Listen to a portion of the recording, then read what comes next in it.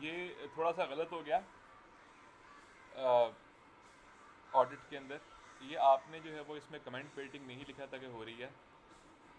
ये सवाल सिर्फ वज़ीर आज़म के लिए है आज का सवाल। ये सारी कहानी बता के फैक्ट्री की एंड पे लिखा हुआ है फैक्ट्री का नाम बताकर अपने 2 इंक्रीमेंट स्टॉप करवाएं। फैक्ट्री का नाम बताकर अपने 2 इंक्रीमेंट स्टॉप करवाएं। तो वो कह रहा है फैक्ट्री का नाम बताएं, ठीक है। तो ये कमेंट बेटिंग कर रहा है। तो आपने इसमें जो है ना वो लिखा था कमेंट बेटिंग नहीं हो रही है।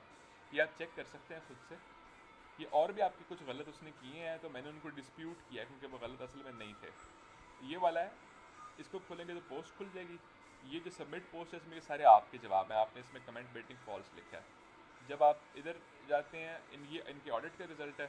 इसमें इन्होंने बोला कमेंट बेटिंग हो रही है। कहाँ पे हो रही है? ये हो रही है जी फ़ोटो के अंदर, ठीक है।